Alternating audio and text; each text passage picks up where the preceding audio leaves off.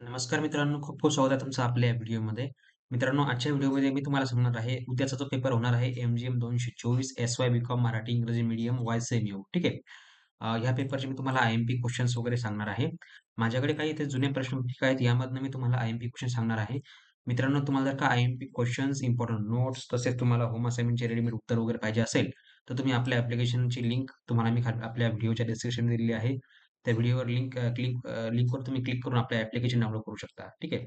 यामध्ये तुम्हाला होम असाइनमेंटची उत्तरं वगैरे तसेच पुस्तकं वगैरे बरंच काही तुम्हाला याच्यामध्ये मिळून जाईल. ठीक आहे. तर चला मित्रांनो व्हिडिओला सुरुवात करूया. मित्रांनो आपल्याकडे बघा आता इथे काही जुनी प्रश्नपत्रिका आहेत एम-जी-एम 224 यामधनं आपण आय-एम-पी क्वेश्चन शोधणार आहे. ठीक आहे. सर्वात बघा आपल्याकडे आय-एम-पी क्वेश्चन कुठला आहे? मागणी म्हणजे काय? मागणीचे प्रकार. ठीक आहे. मागणी म्हणजे काय आणि मागणीचे प्रकार. नंतर आहे बघा व्यवस्थापकीय निर्णयावर परिणाम करणारे अंतर्गत घटक. व्यवस्थापकीय अर्थशास्त्र म्हणजे काय? ठीक आहे. व्यवस्थापकीय अर्थशास्त्र म्हणजे काय ते तुम्हाला वाचून घ्यायचं आहे. त्याच्यानंतर बघा मागणीची लवचिकता. मागणी म्हणजे काय? मागणी पूर्वावलोकन, व्यवस्थापकीय अर्थशास्त्राची व्याप्ती. ठीक आहे. मागणीतील बदल, उपभोक्ता समतोल. याच्यामध्ये तुम्हाला मित्रांनो मागणी आणि व्यवस्थापन. ठीक आहे. व्यवस्थापकीय अर्थशास्त्र हे तुम्हाला 2 टॉपिक वाचून घ्यायचे आहेत. ठीक आहे. नंतर बघा समोर कुठले आहेत आपण मागणीतील बदल, कुटीर उद्योग, व्यवस्थापकीय अर्थशास्त्राची व्याप्ती हे तुम्हाला वाचून घ्यायचं आहे. नंतर आहे संस्थेची 5 उद्दिष्टे, मागणीचे कोणतेही 5 स्त्रोत, मानवी साधने ज्याला आपण संसाधने म्हणतो, त्यावर तुम्हाला माहिती लिहायची आहे. उद्योग म्हणजे काय? ठीक आहे. नंतर आहे मागणी लवचिकता मापनाच्या कोणत्याही 2 पद्धती. कुठल्या-कुठल्या त्या तुम्ही लिहू शकता. व्यवस्थापकीय अर्थशास्त्राची उद्दिष्टे म्हणजे तुम्हाला व्यवस्थापकीय अर्थशास्त्रावर 2 ते 3 प्रश्न पडणार आहेत. ठीक आहे. त्याच्यानंतर मागणीच्या पूर्वानुमानाचे 2 टप्पे तुम्हाला स्पष्ट करायचे आहे. ठीक आहे.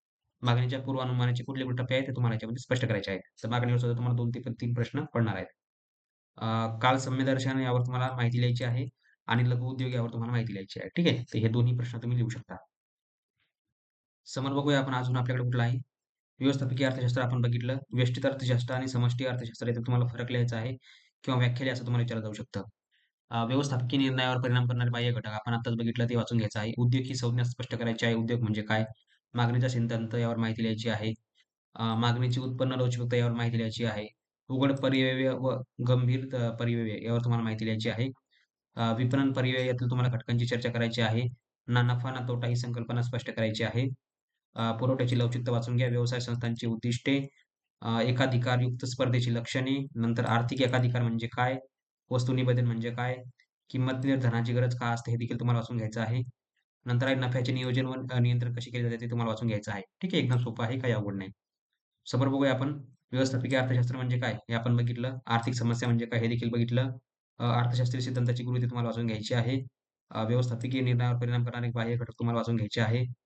कुटीर उद्योगाची वैशिष्ट्ये तुम्हाला वाचून घ्यायची आहे. लघु उद्योगाचे स्वरूप तुम्हाला वाचून घ्यायचे आहे. मागणी फल म्हणजे काय? हे देखील वाचून घ्यायचं आहे. मागणीचे स्त्रोत तुम्हाला वाचून घ्यायचे आहेत. ठीक आहे. नंतर आहे मागणी लवचिकतेचे प्रकार तुम्हाला स्पष्ट करायचे आहेत. परिव्यय प्रकार थोडक्यात स्पष्ट करायचे आहेत. प्रत्याय सिद्धांत म्हणजे काय तुम्हाला वाचून घ्यायचं आहे. पुरवठ्याची लवचिकता निर्धारण तुम्हाला वाचून घ्यायचं आहे. व्यवसाय संस्थेचे उद्दिष्टे देखील तुम्हाला वाचून घ्यायचे आहेत. ठीक आहे. व्यवस्थापकीय उपयोगिता फल म्हणजे काय हे देखील तुम्हाला वाचून घ्यायचं आहे. आणि सगळ्यात महत्त्वाचं म्हणजे मित्रांनो, घसारा म्हणजे काय आणि घसारा परिव्यय म्हणजे काय? तुम्ही दोघांचे उत्तर एकच लिहू शकता. ठीक आहे. एवढं तुम्हाला वाचून घ्यायचं आहे. खूप मोठं नाहीये. तुम्ही मनाने देखील पेपर लिहू शकता. याच्यामध्ये पास होणं काही अवघड नाहीये. ठीक आहे. परंतु सेपरेट पासिंग असल्यामुळे तुम्हाला 32 मार्क्स पाडणं आवश्यक आहे 80 पैकी. ठीक आहे. तर मित्रांनो ज्यांना कोणाला ॲप्लिकेशन डाउनलोड करायचं आहे त्यांनी ॲप्लिकेशन डाउनलोड करू शकता. प्ले स्टोअरवरती आपलं ॲप्लिकेशन अवेलेबल आहे. खाली तुम्हाला मी लिंक वगैरे दिलेली आहे. ठीक आहे. त्यावरून तुम्ही डाउनलोड करू शकता. अशा मित्रांनो व्हिडिओ आवडला असेल तर भेटूया पुढच्या व्हिडिओमध्ये. तोपर्यंत बघत राहा, शिकत राहा. जय हिंद, जय महाराष्ट्र.